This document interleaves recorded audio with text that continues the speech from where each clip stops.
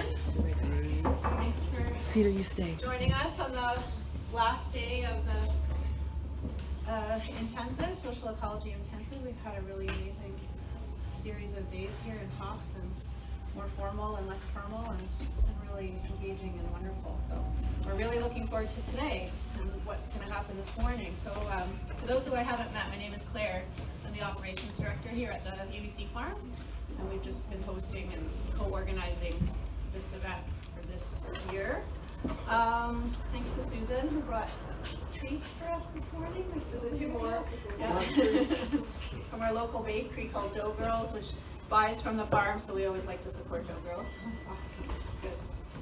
So this morning, I'm going to sort of do some light moderation when we get to the question period, but I'll let these folks sort of introduce themselves. But this morning we're going to be talking about insurgent campaigns and building movement power and ecology of tactics. So we're going to be discussing the interrelationship of social movement, organizing, electoral work, and a broader strategy of building popular power. And so think about like maybe how we can how can we think strategically about the strengths and weaknesses of various modes, and how can they be used together to create an ecology of tactics. So we have several folks here who are going to chat with us. So at the end we have Shawn Vulliez, in the middle we have Derrick O'Keefe, and here we have Gina Swanson, whose there's little bios on here, so I'm not going to read them all out. Gina Swanson is not on here, but she was able to join us at the last minute, and we really, really appreciate it, because Gina is super busy and super wonderful, important person.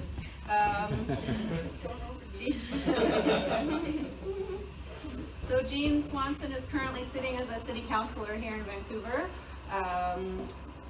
with the COPE party, and I'll let you talk more about that. Gina has many, many years of activism on poverty reduction and housing strategy here in Vancouver. Stop me if I'm getting it wrong. And so she's got a vast array of experience, and is also highly regarded for her work in this area. So we're really lucky to have her here. She does have to leave around 11:15, so we're going to try to sort of get her to share, and any questions for Jean, try to get those kind of moving a little earlier on in the process of today, and then have Derrick and Shawn. And then Peter Process is also supposed to join us, so he can pop in whenever he gets here. So yeah, so let's dive in. Is there anything you'd like to know about the people in the room before you get started? Does that help you? So how many people are from Vancouver or live in Vancouver? So small. How many people, so the rest are from United States? Washington State. Washington State. Victoria. Oregon. Okay, Victoria. Oregon State. Vermont. Turkey. Represent. Spain. We have two guys. Oh yeah, where's Ilsa? Elsa. Yeah, that's Spain. Yes, Catalonia. sorry. And Wisconsin. Wisconsin. Yeah, so we've got a nice diverse group here. So yeah, so I will turn it over to Eugene. Thank you. So I've lived in Wisconsin and Washington and Oregon. You have? Oh. And yeah, and these two guys were in my campaign. Shawn was the campaign manager. Derrick ran with me. He came really close. We ran with COPE. I didn't really prepare anything. When Shawn told me what he'd like to do is he'd like to know why I was elected. What was my relation to movements? What was different between this run and the previous runs I've run? I'm the most defeated candidate in Vancouver. Hi. And what's it like being on a council with local members, the lone representative? So I thought I'd just try and answer those questions. So why was I elected? I had a great, we had a great team. And they were young, they were enthusiastic, they worked really hard, they were very creative. Like launched my campaign, we did it in the Crescent, which is a really wealthy really wealthy park in Vancouver that's surrounded by mansions that are worth like $10 to $25 million. And we launched our idea of a mansion tax. And as part of that, we had a van that was disguised as a giant Kleenex box for the mansion owners to cry on. And this was devised by our two campaign artists. There was so much art in our campaign. Maddie and Bev Holt did it. So, I mean, and then when the province announced that the rents were going to go up 4.5%, everybody was outraged. And so we had a news conference, and our artists built a piñata that said 4.5%. I can't believe an actual piñata in the shape of 4.5%. They're so creative. And then we smashed it with a baseball bat. The next You smashed it, to be exact. Yeah, well, there was a tenant that did the last swim. A tenant took the big swing and then you, I think. Anyway, I couldn't do it. It needed must tenant. But anyway, then the next week the province reduced the allowable increase by 2%, so that was good. So we had a lot of creativity, so that helped. We had a really clear platform that was very progressive, a rent freeze, a mansion tax, and ending homelessness and building lots of social housing. Working towards those things. I never promised that we'd get them immediately, but working towards it.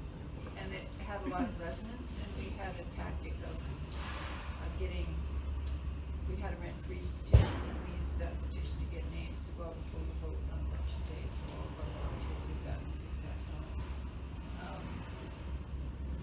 I come from the anti-poverty movement, housing movement, and I've been working for about 40 years in those movements, so I did have quite a few connections, and a lot of those people, particularly in the poor area of Vancouver, which is downtown east side, worked really hard to get me elected. Yeah, so that's my relation to movements. I haven't been involved too much in the environmental movement, but it's always been in the back of my head that I should be. So in August, I think, or June, I started joining the protest against the Trans Mountain Pipeline. And in August, I went to jail for 4 days for blocking the pipeline. So that was fun. So all of that had an impact on whether or not I could get elected. And another thing, like maybe probably the reason that I got elected, but I didn't get old. I've been around. In Vancouver, we have an at-large system. We don't have a ward system. So we have 630,000 people live here. And yeah. So even if you're an MLA or if you're an MP, I think there's 6 ridings, so it's like 100,000 people per riding. But if you're running for city council, you have to appeal to all 600,000, so you have to have a lot of name recognition. And if you're 75 years old, you have a chance to build up more of that than if you're 40 years old or whatever. So, yeah. Just a note, we had like 70 to 80 candidates across Vancouver, and all the Cope candidates came in the top 16. So it's pretty awesome, even though it's obviously wasn't enough. We had great candidates. 10 on council. Yeah. Out of, Like 80 candidates. sorry, how large is the city council? Oh, 10. 10, yeah. 10 plus the mayor. How large is the whole city council? 10. And the mayor. 10 and the What are you mayor. getting I at? don't understand. You have one representative on a 10-person council, or 10 representatives on a something other? No, the city council is comprised of 10 Okay. And how many are councilors Cope? plus the mayor. So how many are Okay. Cope? One. One. Sorry. So you were the one Cope person who got on the council. Yes. Yeah. So if I look lonely, that's why. Well, we got 2 on park board and 1 on school board as well. So. Got you. Thank you. Will you talk a little bit about the history of Cope and how, I mean, you don't have to now, but I don't know. I was One chatting of a you little bit will? about the- Great, yeah. So for the previous runs, what's different? Well, they're just totally different. I ran in 2017, we had a by-election, I didn't get elected, but I got second, was I second? Yes. Yeah. Yep. Anyway, that was fun too. We did it mostly the same way. And the reason I didn't get elected is because there were too many of us on the alleged left. A lot of people consider the middle to be the left. Yeah. So that's what the vote and the right wing guys got in. Gene, if I could just add one more thing. When she was talking about how they have an at-large system, what tends to happen is people from the west side who vote more and have more money tend to be able to elect a lot more city councilors. People, and I'm generalizing a bit, on the east side don't vote as much. Whereas if we had a ward system, then there'd be representatives of each district, including on the east side. The other thing is that the people on the west side are very class conscious and they have a very high voter turnout, whereas in other areas that are more likely to be progressive, there isn't so much of the class consciousness. It can be easier, it seems like. Anyway. What's that? So the previous runs, what was different? I ran for council, I think 3 times before. I ran for MLA twice, I ran for mayor once. So the council runs, what was different is when I ran for council with Coke in the old days, there was a mayoralty candidate. And the mayoralty candidate in the civic election in Vancouver gets almost all the attention. So if you're a council person that's running with no mayoralty candidate, Coke didn't have a mayoralty candidate, it's completely different. You really have to work hard to generate your attention, whereas in the old days when I ran, it was just basically hanging out with Harry Rankin, who was our candidate. And and then when I was a mayoralty candidate, it was just like constant appearances and debates and talking. And I got 45,000 votes, and the right wing winner got 75,000. And then what's it like being in a single seat? In a word, people are always asking me, how do you enjoy being on council? Enjoy is not the word. Frustrating is the word. I've managed to get a few things. We have kind of a socially progressive council. Even the right wing people are socially progressive, so I've managed to get a few motions. They always amend the guts out of my motions. And then we have a wishy-washy motion that gets referred to staff, and the staff comes back with wishy-washy recommendations. Like, I made a motion to buy a motel to house the people who are tenting and open, the homeless people who are tenting and open their apartment. And so the manager says we can't afford to buy a hotel, which isn't true. And there was other parts of the motion too, like set up a warming center, provide porta potties, have a safe storage, treat people with humanity. And so the motion, the buy a hotel part didn't pass.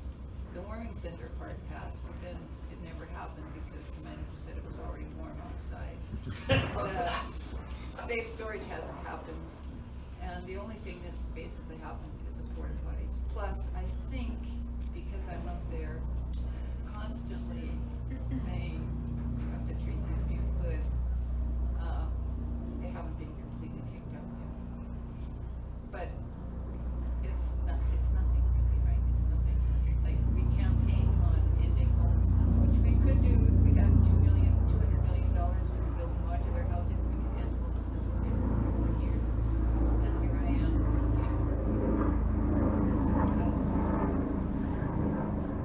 I can give you more examples of frustratingness.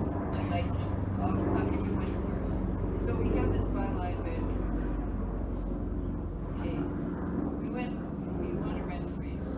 There's 2 parts to a rent freeze: no annual increase and vacancy control, which is where landlords can't raise the rent as much as they like in the tenant leaves. So vacancy control is really important in Vancouver because we have really low vacancy rate. So we get these development applications coming in, and we're supposed to approve these rezonings. And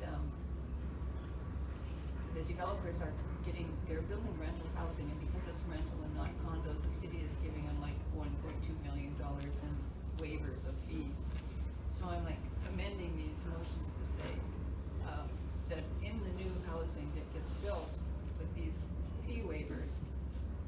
vacancy control. And the manager pops up and says, oh, if that happened, the project wouldn't be feasible, and then all the councillors vote against it. So this has happened a few times. So then one day, they were displacing 2 people with the new development. So I made a motion to have vacancy control. I mean, this is with the rents that start at like $1,800 for a 1-bedroom. So I just said vacancy control in 2 units at the new building, manager pops up. This would make the project unfeasible. So this is kind of what it's like. And then I had one, okay, this is the last one. I have one coming up.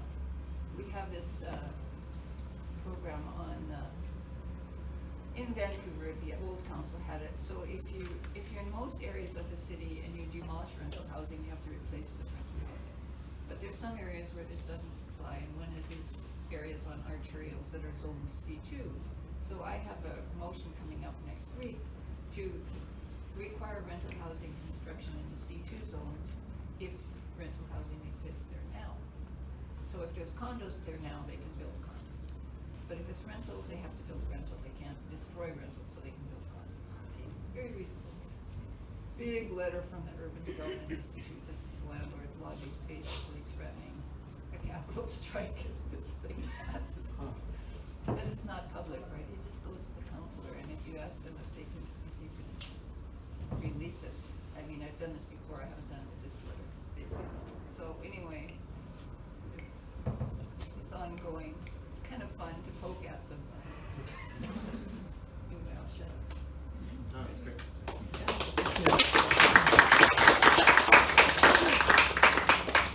I'm just wondering if you're okay, do you wanna maybe shuffle so that these folks can see a bit? Probably fun. Yeah, there's a couple chairs over there. Could put another row here. Yeah, I was gonna make another row. Yeah. Just don't want you to feel We can have you're one. sort of looking at everyone's back. Couple of chairs in here. Yes, okay. So if I get right behind you, I can. You're okay? Oh, he's coming today? He's coming from Washington. I think there's no email there. Okay. We don't have a kind of primary.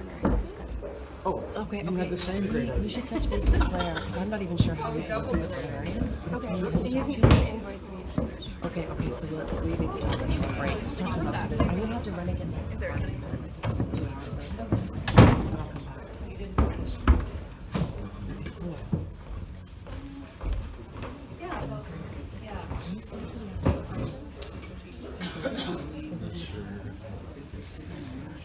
Okay, so now nobody wants those chairs?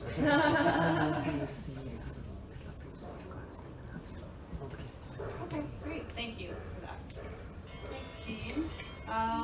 Does anyone have questions for Jean right now, or should we, yeah, please. Yeah, that was super interesting. I've got 2 questions. How can a manager just say that that makes the project unfeasible without providing evidence? Like, that's outrageous to me. Well, the whole thing is outrageous because what happens is the city negotiates with the city staff negotiate with the developer, and they actually look at their pro formas, which is a piece of paper that says how much money they're expecting to take in and how much they're expecting to have to pay out in construction costs. And the city factors in 15% profit, and we never get to see that. It's all done behind closed doors. The whole thing is really screwed up. And you know, if I had a majority, like in New West, they have a majority, and they've brought in some pretty good laws that protect tenants. If we had a majority, if I had a majority, or I was with a majority, we could say, we want you to do X, but the council's all over the map, so no one is telling them, we want you to do X. I mean, I don't like to trash staff, I like to be on the side of workers. So you have to realize that this is the situation that they're operating in, but no one is actually clearly telling them you have to do X, so they're doing what they've always done. So Peter, Duncan, and then Sherry. Is the city manager a civil service position? Yeah. So it's not, you can't unelect the current one He could be fired, by the mayor? the council. The You council. have to be a voter. Yeah. Huh, that's a double bind. Can I Okay, ask thank you. quick follow-up question. We have a similar system in Olympia, Washington, and our city manager actually has like veto power over council decisions. Is that the case in Vancouver or no? Okay, that's better. That's awful. Yeah, it is. This has been the same guy for 20 years. Wow, wow.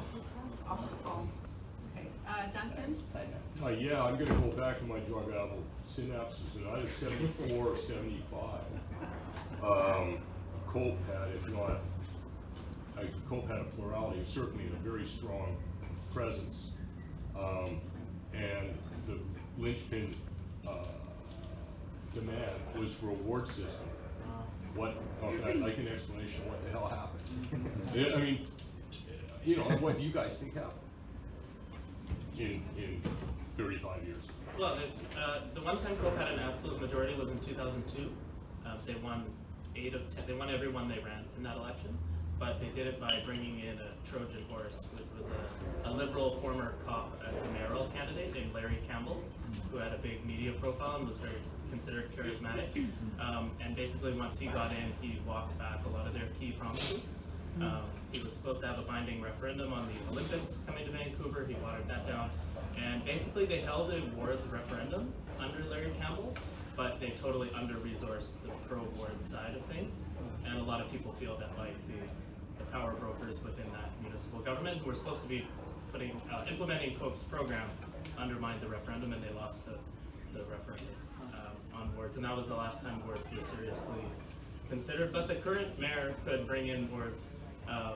They have the power to create new ward-based city councillors at any time, but they'd have to add beyond the 10 city councillors. So you could create like 4 or 6 or 10 more ward-based councillors if they wanted to. But the current mayor, what has Kennedy said on this? He was pretty slippery. So I've talked to him about it, and we had last summer, was it? We had a referendum provincially on whether we should have proportional representation, and it was defeated. And in Vancouver, it was defeated. Okay, so this is relevant to the city because although the mayor wants a ward system, the Greens only want proportional representation, and there's 3 Greens. In order for us to get something through, we need a majority. There's 5 NPA, which is the right wing, and there's 2 that are kind of a little bit on the left. Well, me and another one, Christine. So in order for us to get an actual ward, we'd have to go for proportional in order to get the Greens, but the mayor is saying we can't have proportional because it was defeated in the provincial referendum. So it's kind of, I keep badgering him about it, but it's kind of an impasse at this point. I just want to jump back to the Larry Campbell 2002 stuff because there's some really interesting history there that also sort of explains why, in part, the left of Vancouver is like sort of dysfunctional to this day. There's this huge. Unlike everywhere else. So there's massive animosity between sort of like the Vision group and the Cope group. Vision was the last mayor and council for a long time, I think 10 years. And Vision split off from Cope in the Larry Campbell era, based on basically a division of like sort of, they called it like, was it Diet Cope and Cope Classic and Cope Light. Cope Classic and Cope Light. Cope Light were the more like centrists that later like split off to become Vision. But the thing that really makes some animosity here between like Cope people and Vision people is there was a big election debt from the 2002 election. They spent into debt to win. And then the Cope Light people started fundraising to a private secondary body called the Friends of Larry Campbell. So and then that fund became Vision Vancouver. So they fundraised enough to get Cope out of debt, but instead they left Cope, the real left-wing Cope, with all the debt, ran away with all the money and started a new party and then ran the city for 10 years. So yeah, we're sort of pissed about that. Sherry. Yeah, I don't want to interrupt the process. Were we going through, I have two questions for Gina and the rest of the members, but are we going through them each and then asking questions, or are we going one at a time? Well, I wanted to just give Jean, like people a chance Yeah. to chat with Jean before she has. Oh, before we she still have leaves. half an Oh, hour. beautiful. Okay, cool. Yeah. Then I do have two questions for her. I'm just curious, this is a whole topic probably into itself, but the housing co-ops and leases, do you care to share a bit about that? I was at a CHF, Cooperative Housing Federation of BC, presentation with Tom Armstrong, and they were sharing how they had Vision seemed to be on board with getting the leases renewed, but that they weren't able to because of the city bureaucracy and their pressure with the developers. And just wondering if you would care to share a bit about that history around housing co-ops and renewing the co-op leases and the links to developers on the land. If you care to share about that. And the second question is, how can your thoughts on how various different groups can be supporting COPE and yourself on council? What was the second question? Just how the community groups, all the different organizing groups within the left can support you in your role. How can we best support you in your role on council? So the co-op stuff is really complicated because Yeah. we're doing a lot of it in camera, so I can't talk about it. Okay. Which is another issue. Yeah. But I'm hoping it can be worked out, let's just put it that way. I'm really hoping it can be worked out, and I think that co-ops need to keep up the pressure. Okay.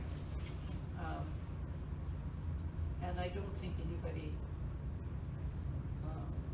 will be evicted or be forced to pay more than 30% of their income. Okay. That's about all. Okay. All right.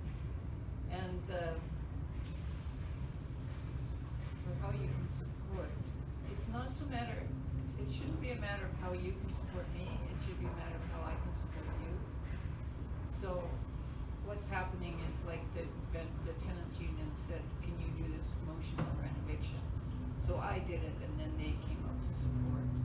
The Georgia Strait Alliance, Western Canada Wilderness Committee, and Dogwood came and said, can you make a resolution to write to the fossil fuel companies, for the city to write to the fossil fuel companies and demand to be compensated for all the expenses that you're causing, because the city's having to spend millions to upgrade for increased sea level and all this. So I'm like, okay, I'll write a motion, and then they'll probably get people up to speak to it, right?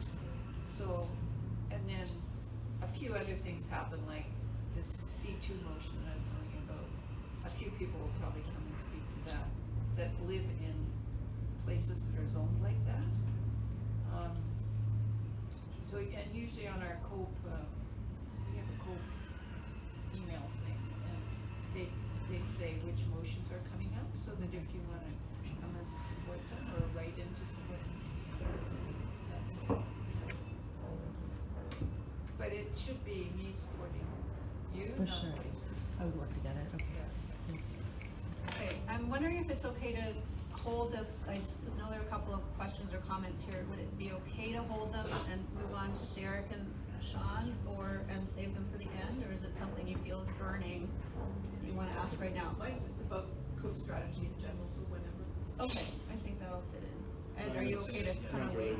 Okay, then I'm gonna suggest we move along to Derrick and just get even more fulsome conversation, so thank you. Thank you, Yeah. Claire and Jean, so great to hear, although, she's downplaying the achievement, I would say, or she's dealing with the difficulties of being in power. It is a huge step forward to have someone, in office, sorry, far from power, but in office, sorry, weird slip of the tongue.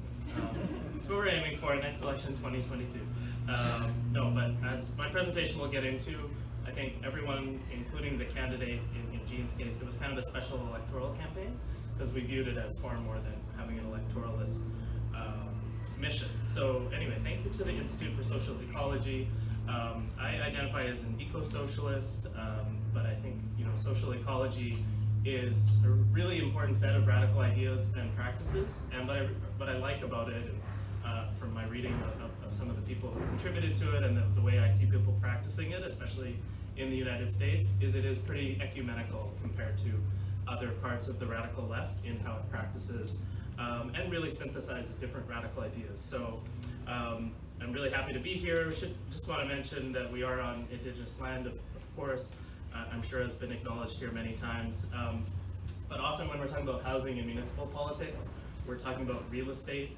And in British Columbia, I think, and it might even be Greater Vancouver, is something like $2 trillion of valuation, the property assessments, somewhere between 1 and 2 trillion for the lower mainland, the area of Vancouver, and worldwide it's like 200 trillion. So Vancouver's this enormous wealth that is being siphoned up to the top off of the so-called real estate industry. All of that is based on stolen land, right? So it really, Other than that.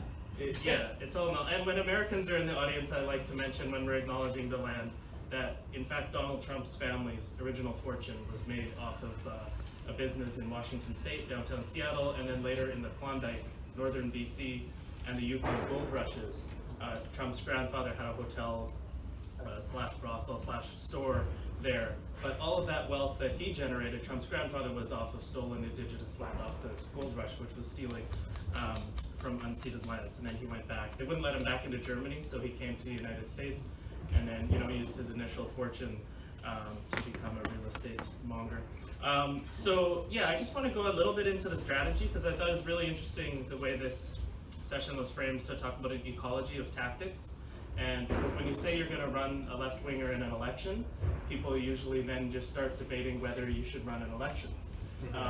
We don't debate like how you should do it, what should be the aim, and how does that inform your tactics. And there was also in the title of this session was Insurgent campaigns. And I don't think the organizers that came together, and I know Shawn and others in the downtown east side had been talking about getting Jean to run for months or maybe years, getting her to run again, because she had run electorally in the 80s many times, but then unlike other politicians, she just became this amazing grassroots activist and kept doing the work. And it was not easy to convince her to run for election again. So I think all of the activists who had this idea that she could run for election again, it wasn't just because she had name recognition and had a chance of getting elected. It was because she embodied something very different and rare in people who stand for election, is that the activism was genuine and the commitment and integrity was very clear. And what I did in thinking about what made the two election campaigns, first was the by-election in 2017, and then the general election last year in 2018, in which Jean got elected. I thought about like what made those insurgent campaigns, and maybe it's debatable as to whether an election campaign can ever warrant the title insurgency. But we definitely didn't use that word when we were thinking about how to do it. But I think it's a valid concept, because it's not just about having the most left-wing policy or about saying the most radical things. It's about the purpose and the mode of operating the whole election campaign. So I broke it down just to keep my time under control here. 5 things that made this an insurgent campaign, and you can chat about whether this reminds you of campaigns you've been involved in, whether you think the whole idea of an insurgent election campaign is ridiculous, or a wrong diversion of energy, or whether hopefully this gives you some ideas for your own efforts in your own communities. So the number one thing you need for an insurgent campaign in an election is a candidate that is not a typical politician. Preferably you want to find someone who you have to drag kicking and screaming to run for office. Someone who's like really involved and embedded in activist or grassroots communities and doesn't want to give up that place in the organizing world and their place in community. And also, if you find that person, they'll probably be rightfully suspicious of others who have gone into electoral politics and then dropped all their connections to the grassroots, because we've seen that happen with the best of people can get sucked into the machine. So the first thing is to find a candidate who's reluctant but very principled and very connected to activist communities. I think the second thing that made this campaign an insurgency, and that is really different from other left-wing campaigns, is that we, in all of our communications from the get-go, we attacked the political establishment. It wasn't just, oh, the NPA, the right-wing party is bad, we have to keep them out. It was, the whole system is rigged, we all know the establishment is corrupt, the political class is corrupt, the real estate industry. We took on all those sort of symbols of the establishment, rhetorically, but also in policy, and we even mobilized against them. So how do you mobilize people in an election campaign other than just try to agitate them and raise awareness so that they vote? Well, to do that, you do need demands that point people in the direction of both like change that is tangible and meaningful to their lives, but also takes on that system and that establishment. So we came up with two really great demands for that first by-election campaign in 2017. The first was, and we immediately put it on a t-shirt, was the rent freeze. So there's the t-shirt. Some lucky person here can go with the t-shirt today, because I've got a couple extras still from the campaign. So basically, while everyone, and by the way, there was a bunch of candidates on the center left in that by-election, and when you told people that you were supporting Gina Swanson, the reaction from most sort of mainstream social democrats was like, oh, she's too radical, or oh, you'll never win, or why are you splitting the vote? Exactly, why are you splitting the vote? It turned out all the other center-left candidates were splitting the vote. Vision Vancouver actually finished 5th in that by-election, the governing party.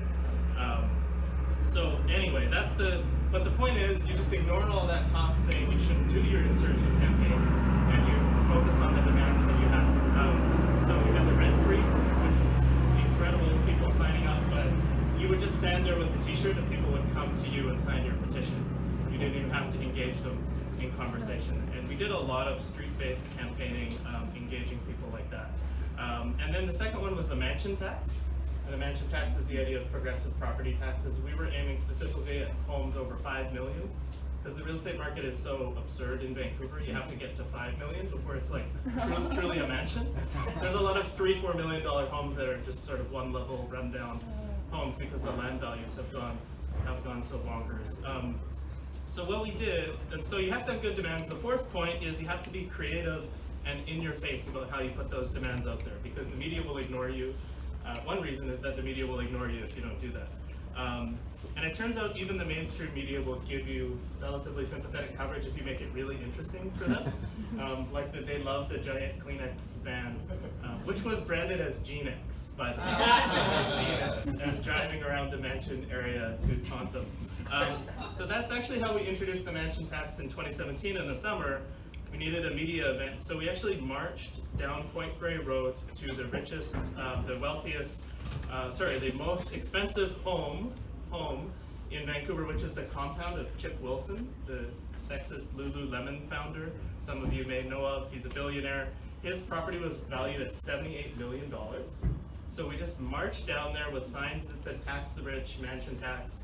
And once we got to the compound of his house, Jean unveiled this giant tax assessment that gave like the new tax bill to Chip Wilson, how he would have to pay another $1.8 million on his ridiculous property wealth. So you have to be in your face. And that particular action got, I wouldn't say the coverage was sympathetic, but it was the first time we really broke through and got mainstream coverage on Global News and the Vancouver Sun. And from that point in August 2017, they couldn't really ignore Jean anymore or ignore this campaign that was building momentum. And I would say finally, and the most important thing, is that the most important point of an insurgent campaign is the goal is not to get the candidate elected. Getting the candidate elected is one goal in order to like take the campaign to the next level.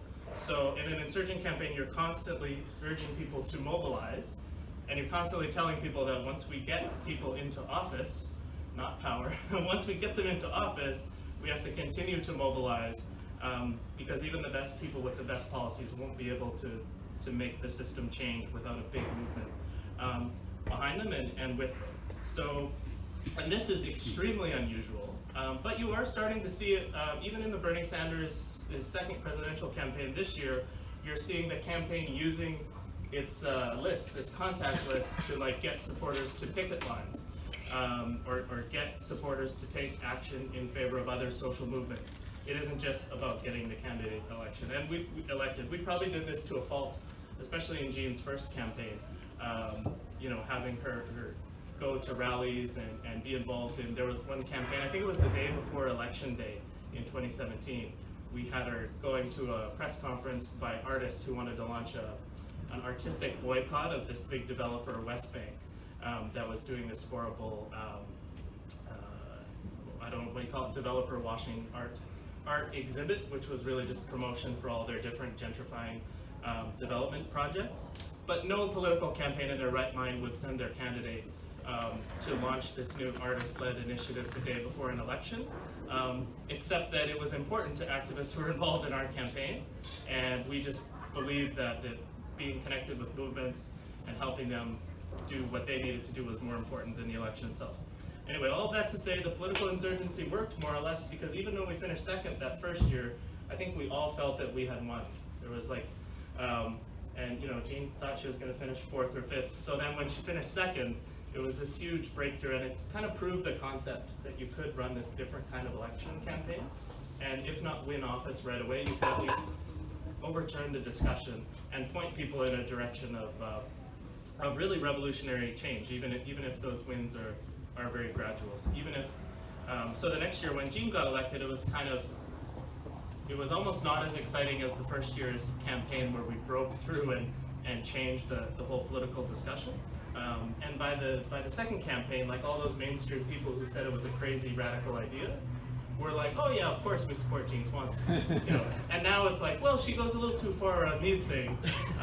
You know, there's still an effort to bring people back into the establishment way of doing things. So yeah, that's why we do need to support Gina, and she needs to support movements. And yeah, but I think there's a lot to build on. And we're all inspired by our friends down south as well, like Shawn Vulliez and other municipal councillors in Washington State and Oregon. So hope to learn more in the discussion about the struggles that you're all involved in.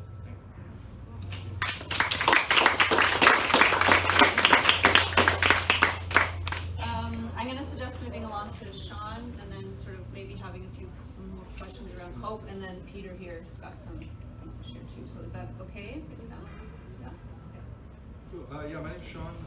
I was the campaign manager in 2018 for both Jean and Derrick. I was on the steering committee for Jean's by-election campaign, and I host a comedy podcast in the Social Ecology sphere called Seriously Wrong. We interviewed Jean for it in 2017. It's a really great episode called Jean Against the Machine. I recommend listening to it, because there's some fascinating history in there. And just one point about the thing you were just saying there at the end of how it changed between the by-election and the main, like the 2018 election, was like, on the steering committee, it was always like, oh, you know, she's too radical, she'll never win, splitting the vote, blah, blah, blah, and then come in second place, and then the next year everyone's like, oh yeah, I mean, obviously she's gonna win, but like, you know, like, who cares about the camp, like, she'll win, don't worry about it, she's in there. It like completely switched in a year. So, yeah, okay, my podcast is about actualizing utopia. It's increasingly about creating a totalizing world revolution that changes everything forever. I'm optimistic about that. And before I get into some of the specifics about like the campaign that we run and how I think about electoral politics, I want to sort of take a philosophical view of how electoral politics fits into an ecology of tactics, and also maybe some principles about how we think about political engagement. I just want to like set the utopia in the distance for a second. I identify as a library socialist. I think that libraries are like actually existing socialism. They're like a prefiguration of socialism, the same way that like capitalism dripped into feudalism before the advent of capitalism. Libraries are socialism dripping into capitalism. And they're like a great example of how we have more than enough to go around, and there's no need for artificial scarcity. Anyone can read any book. We don't need to make a copy of every book for everyone. You can just borrow it for 3 weeks, and that's enough. And the same should apply to basically all property relations, in my view. And in the medium term, I'll just throw out some other ideas. I think we should abolish all borders, fundamentally change property relationships, decommodify people's basic needs, legalize all drugs, legalize file sharing, end all war and state-sponsored violence, and build a directly democratic and ecological society which is classless, without patriarchy or white supremacy, and where people are paid according to need. I put that in the medium term. So as library socialists, as we all are in this room, I think there's 3 interdependent tactics that we need to pursue in order to achieve this outcome. The first is narrative work. That's where we push views into public conversations, even like small one-on-one conversations as narrative work, and also do the research about what best practices should be and figure out actually what we want to say. And I think that involves a lot of research and also like group rationality, people working together on solutions. The second is prefiguration, trying to bring alive the principles of our ideal future society in this current world. That could be through direct democratic assemblies or mutual aid organizations, community food kitchens. I also think it's really important to engage in what I call creative reinterpretation and look for places where prefiguration has already happened. So like a great example is libraries, and say like, oh, we don't need to prefigure libraries. We don't need to prefigure that version of socialism. It's already been prefigured there. We just need to acknowledge that it's socialism and that it kicks ass. Oh, and another thing about the library thing, just really important. We've got the intersection between income inequality and climate change, like the two big crises of our time, and they're interrelated. And so part of the wisdom of social ecology is that the ecological crisis is a social crisis. And a library socialism based on the principles of usufruct, that is where people have the right to use and to use things without being able to destroy them, and it's all traded. It merges both of these key issues together in such a perfect way, because you're using less, you're creating less waste, and you're achieving a better social outcome. So I just want to flag that, because it's really, in my opinion, important to like remain a utopian even when we're gonna get sort of gritty about what it's going to take to get there. Oh yeah, another thing about prefiguration, you know, there's a common sort of, I guess, critique of prefigurative anarchist politics, that if you're feeding people in need, you're taking, it's supposed to be the state's, it's supposed to be the government's job to feed people and make sure that they survive. And so if we're doing like a food kitchen and we're doing such a good job at feeding people, then all the neoliberal like hack politicians can be like, oh look, we don't need food programs, like they'll handle it. So I think that's like the idea that you're doing the state's job for free and that you're all we're gonna burn ourselves out feeding each other instead of letting them do their actual job is a real critique. And I think the way that we address that is sort of through the third main tier. So there's prefiguration, narrative work, and also participation in systems of power that have access to resources. That could include elected office, unions, nonprofits, and even the private sector. I think these are tactically legitimate footholds, and they're actually necessary to engage with. If we don't have footholds there, they can attack our parallel power structures, shut down our soup kitchens, privatize services that our mutual aid orgs are doing for free. We need to do the opposite and have people in power who are willing to stand up for community organizations and also take things off the plate of activists so we can focus on pushing things further. And I think these tactics also go together. Often in leftist discourse, people act like there's this sort of fundamental tension between these things, but like for example, campaign seasons are the perfect time to do radical narrative work. Everyone is engaged in the political process, so you can like put ideas in the public discourse through elections that hopefully last between elections and help sort of move the needle towards more utopian horizons. Good narrative work can make the outcomes of citizens' assemblies and direct democracy better. If everyone has a better understanding of politics that's been pushed by the narrative work that we've done, the citizens' assemblies will be more effective. Good citizens' assemblies can find candidates for office, people who are principled and well-spoken, and people with support. A good candidate in office can find land or space for soup kitchens. Soup kitchens can be used to do narrative work. Narrative work can convince people to join mutual aid organizations. There's a complementarity to these three things when they're used effectively, and I think that's sort of the ecology of tactics. Is looking at these three things and how they intersect with each other, and making sure that they amplify each other instead of working against each other. And then I think different people will sort of inherently be working on different parts of this process. And some people are going to prefer one thing or another, and part of our job is to make sure that people can plug into the parts that they're going to be happy doing, that they're going to be productive in, and find ways to make sure this is a complementary process where we don't step on each other's toes. And that involves, you know, sometimes criticizing if for example, like if like a candidate is doing something that's stepping on the toes of the grassroots that's really relevant, or vice versa. So to talk about COPE for a minute, one of the jobs that I do to get paid in the world is to be a political operative, which is my favorite term for it because it sounds really cool. But I work on electoral campaigns and I managed COPEs in 2018. I think COPE has some overlap with social ecology, and I'll list some of those. Neighborhood democracy through ward systems, a focus on the ecological crisis and inequality, and pulling power and resources to the municipal level. These things are all central to the COPE platform, very social ecological. I think there's also a massive potential for social ecology to become more prominent within COPE in the future, but I'm not going to do it because I hate meetings. It's narrative work, it's not meaning.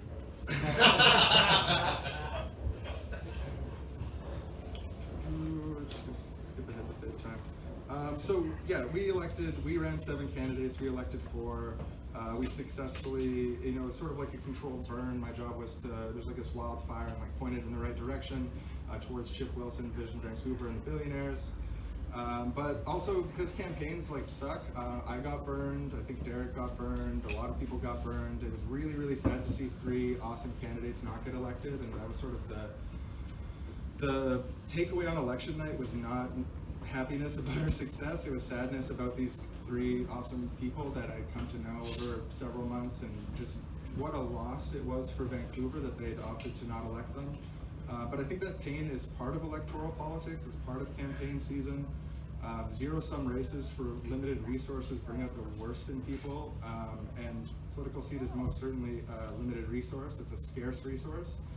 And just think about this philosophically, every time one person wins an election, at least 5 people lose an election. So how does that system make people feel on average? Bad. But it also sort of suggests an idea of what would it look like with post-scarcity politics, where you could have, say, theoretically more seats or something like that. I don't know, it's worth thinking about. So I'm going to make a little bit of a critique of electoral politics broadly, while also strongly emphasizing that I advocate for its participation as part of a larger problem. Electoral politics is necessary but insufficient. It can achieve temporary long-term gains for suffering people and literally prevent death, starvation, homelessness, and other crucial ethical imperatives. I think that we make a mistake sometimes on the left of ignoring the fact that electoral office, despite all of its problems, can literally save lives. And even if you think that electoral politics can never deliver eco-socialism, you're like a total revolutionary, even in that context, we probably need the few extra decades breathing room that social democratic Green New Dealism will give us, while revolutionary movements can build capacity. Otherwise, like, we might all burn alive in our homes. Yeah, right now it seems like we're far from capitalism being overthrown, but maybe it's France in 1888. We don't know. So one of the reasons that electoral politics sucks is because there's a fundamental disconnect between what elects a person to office and what makes you good at being in office. A successful campaign is a sort of hierarchical operation run by a small group of people. And what makes a person effective in office is getting a lot of really good specialized advice from a huge group of people and working within artificially limited confines to maximize victories. The same problem exists in like revolutionary politics. The skills it takes to win a revolutionary struggle and overthrow the government, and the skills it takes to actually build communism are not aligned, and there's a little bit of a record of that being but yeah, by default, electoral campaigns hurt to be involved with. They suck. Fundraising is dehumanizing. There's never enough money to pay people or pay people well. Campaigns succeed or fail on unpaid labor from passionate volunteers who don't earn any franchise in the representation they elect, at least not by default. I think we could change that. Hierarchy is structurally embedded within campaigns, and so are power struggles. Campaign staff can't be easily fired and hired during campaign season. It's like really hard to find people who are willing to block off that chunk of time and do good work. And people burn themselves out trying to be Hercules. Another thing is just candidacy itself is a nightmare. I've never been a serious candidate for office. I did run with a third party, and even then I got a taste of it. It's pretty nightmarish. The attention generated by being a public figure and politician, it can change you. I think having your name on signs is crazy for your brain. Everything you've ever done in public is scrutinized, everything you say matters too much, and people are constantly trying to intimidate you into doing things by giving or withholding support in a kind of weird constituent blackmail dynamic. You've got parallel loyalties to your conscious political disposition, your constituents, and your party leadership. And I think people who run for office, including me for my little campaign, become stamped with this like public persona that is just inherently sort of in conflict with like regular human interactions. So also another thing about campaign season, that people who should be allies become bitter enemies. You can see because of the scarcity of it. In the last election, you can see that between Cope and one city. You know, there was differences there, but honestly, like now in council, like Christine and Jean are the people pushing stuff together, and it'd be great if we had more Cope people, obviously, but and also in the upcoming federal election in Canada, it's going to be brutal between the Greens and the NDP. Like, I'm really, really looking forward to seeing how horrible everyone is to each other. They were pretty horrible last time. Yeah, it's just like at least a solid 80% agreement, and so we're just going to rip each other apart. And then once you're elected, it's still bad. The pressures of political office include lobbying, media assassination, and the threats of capital strikes. And as brutal as and dehumanizing as the fight for scraps mentality of campaign season is, the stakeholder relations, hard choices, and inevitable compromises of actually governing are worse. What I want to emphasize is that electoral politics is like one front out of maybe 50 or 100 that are desperately needed. Some people might say, oh, we don't have enough people, we should focus on other things. And I agree with that. We should focus on other things also, and we still don't have enough people to do everything, but I think tactically and ethically electoral participation is like a key tactic that we need to push forward because of the narrative, the capacity to amplify narrative. And it works effectively with the sort of, again, the prefigurative narrative and electoral politics can all work together.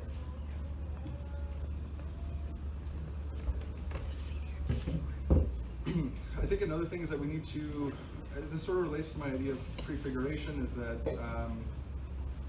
we need to be able to meet people where they're at. And so there's just a hypothetical thought experiment. I'll be a little bit provocative. Imagine that someone who's currently in the Canadian military reaches out to you and says, I want to build library socialism. Do we tell them, well, first step is quit the military? Or do we tell them, well, there's unique power dynamics within your situation that we're going to analyze and think of the best way to use your unique position as an infantry person in the military towards that end? I think we're generally on the left a little bit afraid to do that, and I think maybe we shouldn't be. Obviously, I hate the military more. Like, we need to abolish it. Also, another point about electoral politics is it has huge access to resources compared to community organizations, and I think that access to resources is important. Like, if you're an elected MLA in BC, you're getting on average about $400,000 a year. Sorry. Really nice seeing you. Thank you so much.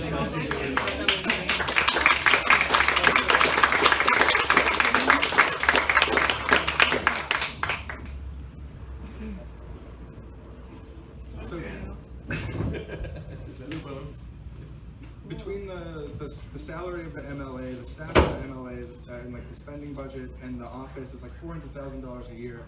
We can approach that in a non-hierarchical way and distribute it to build movements.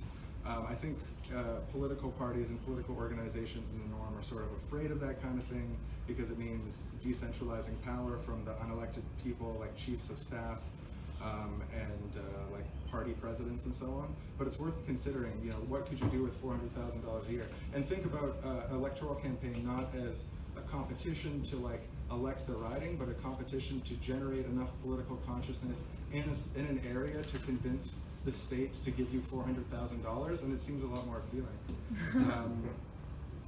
And then also, if you actually take power, municipalities and states and countries have like huge budgets. Like the provincial budget's $40-something billion. There's like a few $1 billion in breathing room between governments where like that you can just use to do things. I think to turn away from that is a little bit foolish. But obviously elected social democrats are always going to fall short at least part of the time. They're also capable of doing great things, but even if we got our people, good, decent, utopian library socialists in there, it's going to be hard to get everything right. So we need to get, you know, popular power and movements and prefigurative politics that can challenge them. So I've got some other stuff, but I'm going to wrap up instead of saying it. So I think just some first steps that we can do in 2019, some things that I would advocate for, is that we should run for all levels of office with parties who have a good chance of winning if possible, but also specifically always contest primaries and leadership races because there's a really high narrative impact with relatively low impact of the bad guys getting in or whatever. We need to build counterpower organizations that build community power and push elected people to do better things like the Tenants Union, like the Olympia Solidarity Network is a good example. You can raise people's participation in politics and political consciousness. Community assemblies build political consciousness and political experience, which is then useful for the movement as a whole. And we also need to do narrative work, like running our own news organizations, doing research, criticizing the insufficiency of things, and even writing fiction which emphasizes our key values and uses the power of repetition to get ideas in people's heads. So just a general life hack on politics is less about making a really articulate good argument, and it's more about saying the argument 15 or 20 times. It's a little bit cynical, but it's true. Can you say that again? What's that? And I think also we should open a discussion on what it means to be willing to engage with the context that anyone is coming from to our movement, and utilize their unique powers and social role to amplify our dual power, counter hegemony, and participation towards the world we want to create, which is a perfectly utopian library socialist society where people are paid according to need and where we have a commune of communes, etc. But yeah, I think we need to think critically about sort of where people are coming from and whether we can use where people are coming from effectively. So maybe people are on the board of directors of a company or something like that, and we hate the company, but we figure out something you can actually do with that position, that unique power they have. I think that's an important point. So I'll wrap up there, but if you want to hear me talk more about stuff like this, I talk for hours a week, every week, on the Seriously Wrong podcast. So thanks. Can you spell that?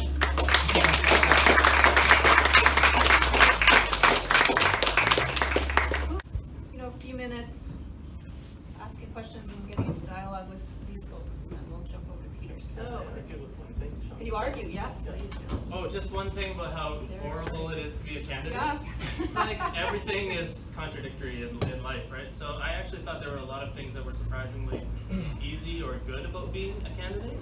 The main thing, and I want to just I think it's useful to share with a group that's self-identified as pretty radical and social ecologist, is I just assumed that my history of being an anti-capitalist writer and activist and Palestine solidarity activist and out there eco-socialist, I assumed all of that would be used against me effectively by our political enemies.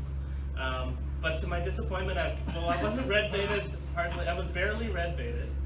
Maybe because there were 71 candidates and they were focused on other things, but also when I told people at the door that I was a socialist, and that's why I was running for office, and that the housing market needs to be decommodified, even people in multi-million-dollar homes did not chase me off their lawn once.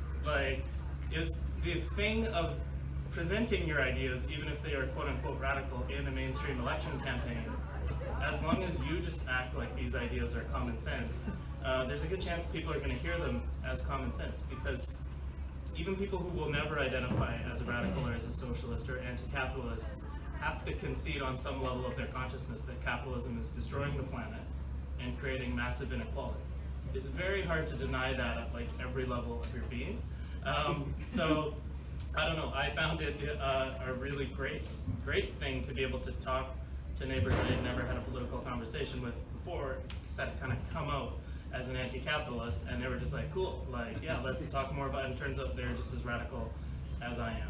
I don't know, there were obviously negative things about running, but it's more internally to the tensions of, people getting burned on a limited resources campaign that's high stress.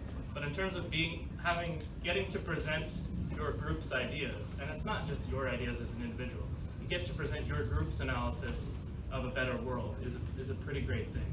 And yeah, so I just wanted to counter that one point, but generous points. But Shawn's taking empathy with candidates, but I think, and it is kind of a privilege to be the one who gets to go in the debates and get your face out there when so many other people are working just as hard in a collective effort. So just to counter that one point. But otherwise, I agree with lots of what you said. If I could quickly add to what Derrick said. When I ran for Parliament, number one, I found the same response from people. You could have one-to-one conversations, and people, you could have good dialogue. The other thing that was wonderful is being in all candidates' debates, and the Tories, or conservatives and liberals are bullshitting, you can call them out on it with the media there, with hundreds of people, and not just, you know, yell at the TV, you know, when you hear that kind of threat, you know. You could actually counter them in real time. The media would come and ask you, what do you think about this? And you would be in the papers, you know, and that was empowering. Candidates have to say that though. Okay. Anna? Susan? And Blair. I can make it quick. Okay. Okay, so a lot of everything you said, my friends are encouraging me to run federally in Quackrock. So I grew up in this riding. And I believe that, and I'd love to hear the American think, that we're in a moment in time where the elite or status quo or the haves, whatever, are more open than ever before for this idea of changing and sharing things. Maybe not 100%, but it's a really, really good time now. So I founded the Hope and Shadows photo calendar in 2003 with pivots. You know that? Yeah. Everybody told me that would fail. 16 years later, one of the best social movements in the province, right? So I have this vision that this moment is now, and it's why I would run, not to win, like you said, but to get an activist agenda as a campaign agenda, as a campaign platform. So do you guys feel that way? Like, do you kind of look around and see like it's happening now the same way with the Greens is happening, with AOC, vegan activists, the vegans are changing things that now can be a watershed moment for complete change of the political system and the economy and everything? Not that it's going to happen in 1 year, but that we are now at the beginning of a 10 or 20 year complete. Like, that's what I see. I feel very hopeful. I see that is about to happen. But a lot of people tell me that I'm wrong. You're right. You have to be right. I mean, it has to happen. You know? And I think more people realize that it has to happen, so they're willing to put themselves out there. Which party are you thinking of running with? Or? Well, I don't think I have a choice. I have to go independent. The Green Party fired me for being an activist. Oh, wow. And they have the least amount of seats, like the bottom. So Jody's going to run as an independent in Granville, which is the next riding. You know Jody Wilson-Raybould? Oh, yes, of course. She announced independent. And I don't know if I would have any form of a chance, but my platform would be to turn Quadra into a major green food production center, like the highest food production center of any riding in Canada. So like you guys said, put a totally different strategy out there, so it was like, that's a really good idea. Who wouldn't want that? Like food, right? So I don't have to fight on the issues. I can actually just be in my own blue ocean with my own issue. But I don't know, everybody's like, don't do it, don't do it. Costs too much money, you're nobody, you'll get beaten up, but I just feel have this calling to do it. And as a woman, it seems like the right time to do it. I think that it is true that we're in this sort of unique moment. It's hard to say the way it's going to shake out. I think it's utopia or oblivion. I'm hoping for utopia.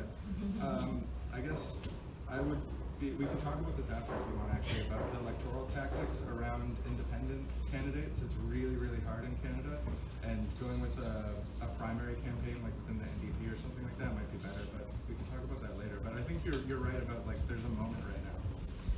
But independent campaigns are tough, like really, really tough. If you look at the stats, it's like really hard. It's harder than it needs to be. I think you could find a party that could support you probably. Ed? So I can remember my questions. Questions are how's it working on the ground to keep a link between like an activist part of COPE is what it sounds like, and then with the representative in power. Like, is there a linkage? Is it like you had these like you went out and said, hey, we're going to do the mansion tax, we have to clean up spots. Is that stuff still happening? Are you still organizing people basically? And then linked to that, I guess I'll just put that out there. Yeah.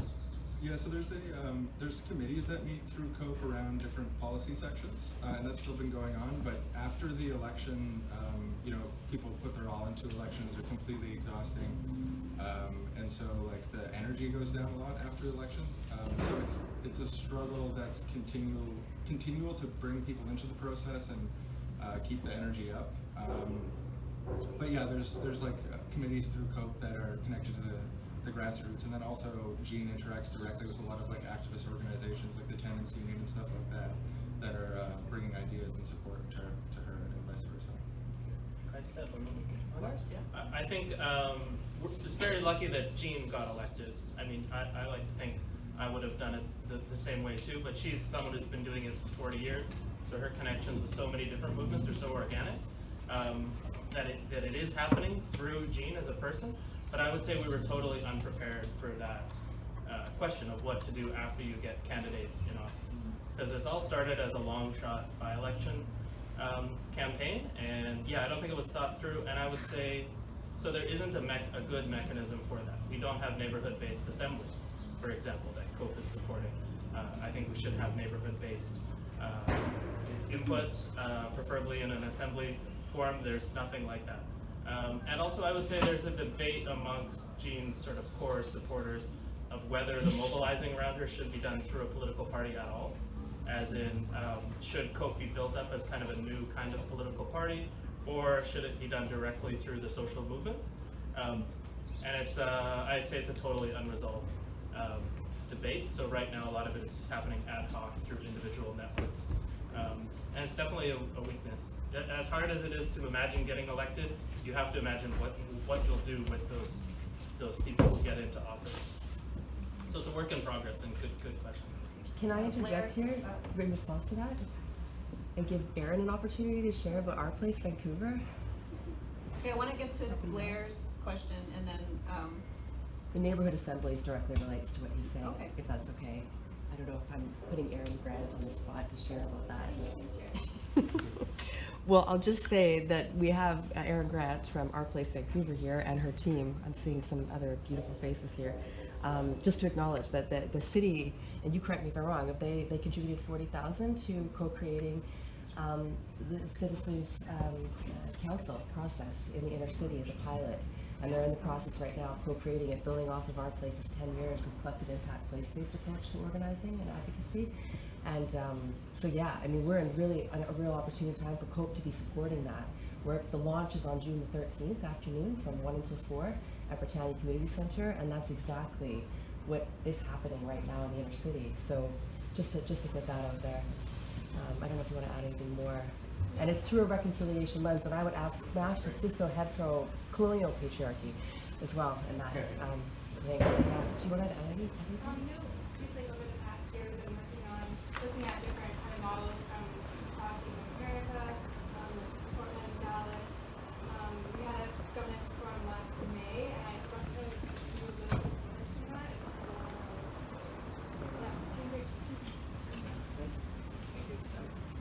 There. Yeah, just two things. First, about this political moment that people talk about. And just looking down south of the border, it's interesting to think about the last election, which of course was highly depressing, but the silver lining being the Bernie Sanders candidacy, which if we think back to the last Obama presidency, socialism was only used as the worst political curse, and now it's completely mainstream in such a short time where that has completely transformed. I moved back home from my working class in 80 hometown, and I knock on doors and talk about socialism. Be like, oh yeah, AOC, Bernie, cool, yeah. These are the problems, healthcare, whatever, yeah, that all affects me. It's startling how quick that consciousness has changed, and then also the structures. But then leading to the second question about the structural issues, a lot of which Aaron talked about and which we're already getting to, the neighborhood assembly component. I mean, you don't have to. Shawn. What did I say? Aaron. I'm sorry.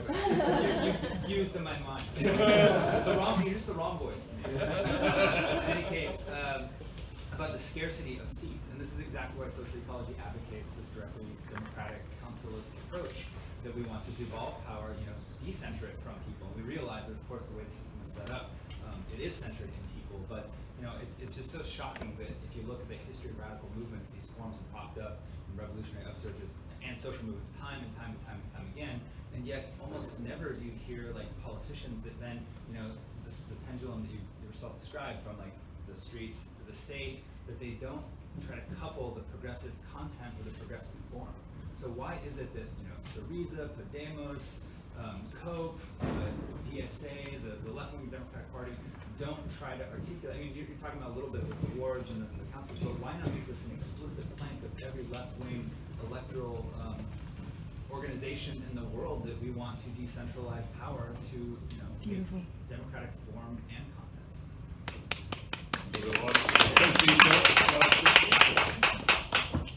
Yeah, I think ultimately the answer to that question is weird power games that happen behind the scenes of all these organizations. You know, there's like, I'll give the example of Robert's Rules of Order. It's not really like a deliberative mechanism, it's more of a mechanism for stacking votes ahead of time and totally smashing the other side through a bureaucratic process. And I think that's like a real systemic problem to like a lot of ways of organizing is these power games. I think the history of all heretofore existing society has been the history of power games. Pretty much. But I totally agree, like the non-hierarchical, you know, distribution of power model, even stuff like when I'm talking about the budget of an electoral office and how like the way the system sets it up is, okay, a little over a fourth of that goes to the individual, a little over a fourth of that, you know, like they split it up in such a way where it's not being distributed to the community. But I think that even, so I know that within like the libertarian municipalist framework, there's an emphasis on the local office rather than like the provincial or federal. But I think that you can take some of the same principles and make it apply at different levels of government and say like, well, let's have a directly democratic assembly that at the very least is consultative, if not binding, for different levels of government. You can distribute resources. You can have your like MP office in Canada distribute food once a week and have the state pay for it. Like, but no one's doing that, and I think that has everything to do with the weird power games inside of political parties, and the fact that people who run for office tend to be really intense type A personalities who really like seeing their name on billboards. And these are things that we can address, but yeah. Yeah, I think it's just not only within the elected and unelected, but within political parties themselves, how to make any party that contests elections more democratic. One idea that I was kind of floating during the campaign that Cope never hasn't adopted or anything, but I would still advocate for it, is that people can only be candidates like 2 consecutive times, and maybe not, you know, I mean, even the highest offices in the world have term limits, but I think internal term limits within political organizations is a really great idea. And this has been modeled, like we have models, Quebec Solidaire, which also has a very good system of 2 co-spokespeople instead of 1 leader. So they have a man and a woman as co-leaders right now, and so they always have gender parity amongst their spokespeople. But the leader and kind of the most charismatic figure with Quebec Solidaire, and for a long time I think the only elected person, Amir Kadir, he just a few years ago announced he was stepping down as co-leader. And it was just like this big confusion of why would a leader step down, and he just said he wanted to return to a different role in the political organization. And I think people almost never do that. Half of the NDP cabinet in the current provincial government are like former Maoists from the 70s who justified their, well, not half, but there's a lot of them. There's labor leaders, even Jeff Meggs, who was the Vision Vancouver guy who resigned, he's a former communist. So like generations of so-called communists have gone into social democratic electoral politics saying, oh, I'll change the system once I get in. Right. But they should go in with an explicit get out time, I think, and return to build a collective political organization. Sorry. I would like to give time for Peter. Sorry, yeah, that's right. These are really good questions. I was just going to say, when it comes to Maoists entering government, you know, later on, I'm no longer a Maoist and stuff, like a lot of these radical leftist sects don't have a commitment to like non-hierarchy. It's like there's a very hierarchical mode of thinking that comes with a lot of these organizations. So even if people are moderating from radical to less radical, they're keeping the hierarchy. You know, like they never had the like anti-hierarchy assumptions. So I think that's part of the issue too, is that people getting in power and have this idea of hierarchy that they reaffirm. Yeah, and I didn't mean to pick on Maoists. There's lots of hierarchy. Marxist tendencies. Okay, we have a few minutes, I think, for some more questions or discussion. I know Isa and Franz had something earlier. I don't know if you still want to go with those questions. I don't know if you want to talk about what was just chatted about first. Yeah. Mine was more about Cope stuff. Okay, anything sort of around Peter's? Yes. Yeah, I'm very sympathetic and basically in agreement with all of what you said. Just to respond to what you said, I don't know if it's a good strategy to put things in black and white terms in the sense of community or chaos, utopia or oblivion. Is that really useful rhetorically? Like, have you found people go, oh my God, like, yeah, I'm going to be a leftist now, you know? Just, what are your thoughts on that? It doesn't, plus, like, you know, we think of, obviously nuclear war would be catastrophic, but I think we should give capitalism and you know, the elites more credit in the sense of, like, they can hang on for a freaking long time. Like, things can get pretty fucking shitty, right? I'm just thinking about World War II, for example, where things were horrible for Western Europe, right? With Hitler and so on. So I don't know if that's useful, just rhetorically, that kind of language. I'm sympathetic to what Peter said in terms of, you know, and what you were saying about the value of electoral politics and moving things over and electoral politics responding to social movements in that kind of cyclical form. But I just think things can get really bad. Obviously, we're talking about, you know, famine, tightening of borders, militarization, and that's all really bad. But this kind of, you know, utopia or oblivion language, I don't know if it's helpful. Correct me if I'm wrong, but tell me. I think utopia or oblivion is great. I don't know. Not everything is about necessarily reaching, like, sort of, well, it's, okay, well, we should also split up in, when we're talking about, like, sort of undecided, like, the people we're trying to convince to become a leftist. There's the people who are already highly politically motivated and are committed to an ideology that's at odds with ours. I think they're not going to be convinced at all by the utopia or oblivion language. Exactly. But there's a much larger group of people that are not political. They're not politically engaged. And the things that we express to them and share with them make a disproportionate impact in the world of politics because there's relatively small other things that it's being compared to.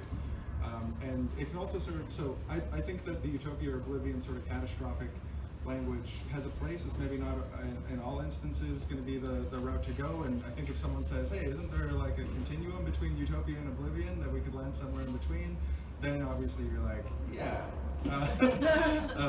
So you were saying the short-term, mid-term, and long-term thinking.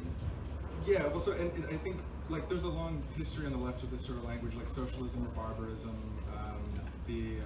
What's it? There's a social ecology specific one, which is like Anarchism or annihilation. Anarchism or I think Marie said something. Ecology or catastrophe. Ecology or catastrophe, yeah. Because I think it gets a lot of people's backup, and it gets a lot of people in a fearful position. But if they like don't act right away, we're screwed. We don't have the time. In some instances you want to make people fearful, in other instances you don't, and I think like looking at it in context is important. Like we shouldn't just be like sounding the alarms constantly, like everyone like fire your cortisol, like if we all have more cortisol in our bloodstream we're gonna save the planet. Like that's not necessarily what I'm advocating for, but there's an instance for that. And also specifically there's a really unique like within left communities, pushing people towards the right action sometimes involves underlying, hey, you know, if we don't change our course, and this is an exaggeration, I'll tell you right away, this is sort of this black and white stuff, we're all going to die in our homes, we're all going to burn alive in our homes and be tortured by scarcity. That's not literally true. Like, almost none of us are going to experience that no matter what happens. But at the same time, I think having that sort of dystopia to run away from is a useful motivator and thinker and a thing to think about, and if people disagree with it and engage with it, all the better. I was just going to bring some anecdotal experience and evidence to that. I know for me personally, climate change is like one of the primary radicalizing factors for me, like realizing that literally human society will collapse if we don't deal with climate change. Let's start dealing with it 10 years ago. So that was like a huge radicalizing factor for me. And then when we were talking about narrative building before, in my building narrative with either friends, family, or just like people I meet, a lot of them are like apolitical liberal type. I found that like really framing like how serious climate change is and sort of using like oblivion style language and like realizing that society as we know it exists right now will not exist in the future, and it's either going to be like kind of what you described, like a hellish sort of like tight borders, like climate migrant crisis, like super fascist world, or we're going to have a more utopian, egalitarian, ecological world. And those are kind of, we're getting to an actual watershed where that is the divide. I'm not necessarily saying we're right here, right now, or it's past, but like we do have to think about it that seriously, I think. And I'm not saying, like, I agree with Shawn, like we don't have to have our cortisol spiked like 100% of the time to do that.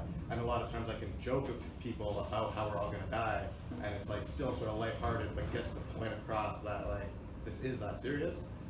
So I do think like that language is useful for radicalizing people, but I agree with you that it's not like the only message that we should be amplifying. But I do think I've seen it radicalize people, like climate change rhetoric, and it also radicalizes myself. So I think it is useful. Yeah. That's why it's dangerous when people say, if we don't deal with global warming, it's going to affect our children and our grandchildren. Yeah. No, it's happening now. People are being affected now.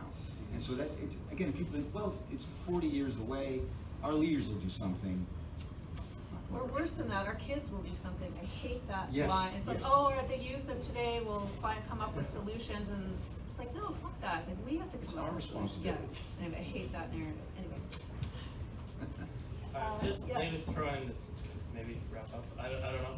But yeah, I think just to imagine any future, whether you call it utopian or not, has become a radical act. And I think the danger is that a kind of climate nihilism imposes itself on everyone, regardless of your left-right ideology, as the situation becomes more dire. So I think there needs to be more speculative fiction, for example, film as well, and television, that imagines utopian futures, i.e. just some functioning society on Earth.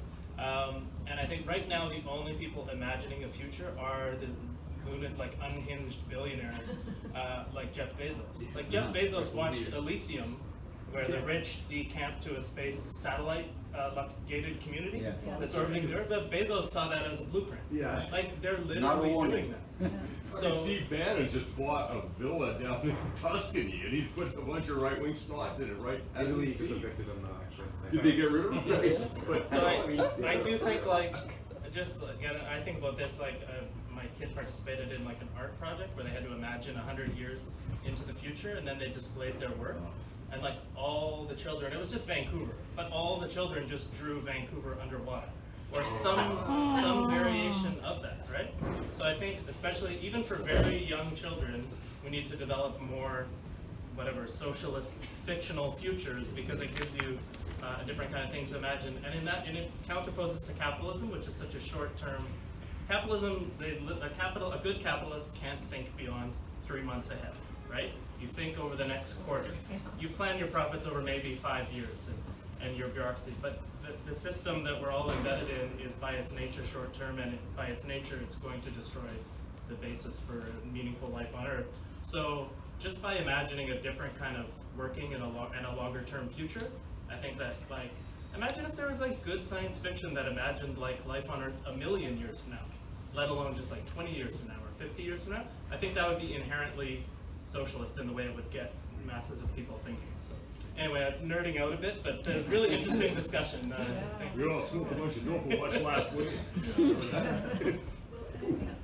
positive examples of food justice activism, and to show people the examples that this is possible. So Sikkim is one of the northern India states, and it has gone fully organic, and it's booming. Tourism is booming, and you see an example like that as, oh my God, utopia is possible, because something exists that we have to provide those examples of solutions so people can copy them and be inspired by them. We have to put those front as activists front and center for people to learn from, so they can see it and believe it. Yeah, not just speculative fiction, but non-fiction. The real stuff That's happening. Okay, it's 10 after 12. How much longer do people feel? A few more questions, or should we carry this on over lunch? What do people like? Positions or into like electoral positions, that's not helpful. Yeah. Right? Yeah, definitely. Yeah, Derrick. I would say that, and I've just been reading Glenn Coulthard's work on this, and he makes a very strong argument that like Marx's idea of primitive accumulation and the enclosure of the commons is too simplistic, and it's a bad framework for being an anti-capitalist in North America, or unless you modify it, to understand that colonialism is an ongoing thing. It's not, the primitive accumulation didn't end in 18th century England. In the Victorian era, like colonialism is ongoing. So I would argue, regardless of representation, you can't fight Canadian or American capitalism without taking on colonialism.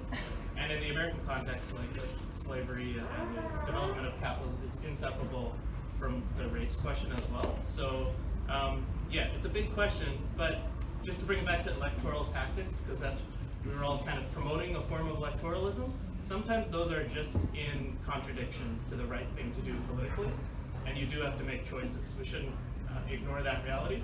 So for example, Gina Swanson's mansion tax that we all loved and got excited about, she was very insistent that one of the things we would say the funds from that would go towards would be to give land back to Indigenous peoples.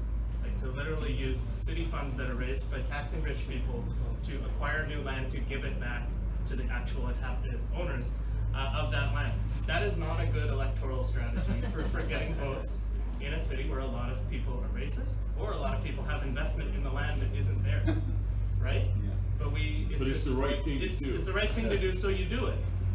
And it's not to say that you make it like the #1 thing on every poster, but we didn't back away from that policy, even though people, many people, when they found out about it, got their nose out of joint and got upset about it. But it's necessary to push the envelope. And I would say in the context, especially of where we are on this land, anti-colonialism has to take priority over any short-term electoral gains, to say the least. And once you do that, then I think you will have more people, then the representation question will resolve itself, because Indigenous people will want to be involved in your progressive campaigns. They will feel ownership over them. And it's really unfortunate we couldn't quite convince this person to run, but we had a young woman who wanted to run for office, inspired by Jean, talking about giving the land back. And what she wanted to do was campaign on tearing down the statue of Vancouver at City Hall and proposing a new name for the city of Vancouver. So, which I think would be a hella fun thing to try to campaign on and imagine. Like actually, because it's happened in other anti-colonial contexts. We now say Mumbai and Beijing. Why shouldn't we have a Coast Salish word for this area? So anyway, just to say sometimes you have to do the wrong thing in terms of getting votes. And those are real tensions that you can't wish away. And I hope that ties back to your comment. As Humphrey Bogart wisely observed, it's not always easy to know what to do. And it's true. Oh, I just wanted to, I just missed the last 10 minutes free parking, but that really, what you've just shared really aligns with one idea that we've been looking at reconciliation within co-ops in Vancouver and housing co-ops, and again, the whole issue around renewing leases. Part of me has been daydreaming about looking at returning the co-op lands to the Coast Salish people, and then co-managing it with them, the co-op lands. And then, again, there's so many interrelated parts to that around the anti-colonial and anti-capitalist and sharing and nation-to-nation governance. So I don't know, I'm curious your thoughts on that. I wish Jean was here. Yeah. And that's actually a spin-off of Jean sharing about her housing co-op and how they're looking at increasing their housing rates to pay rent for being on stolen land. So that,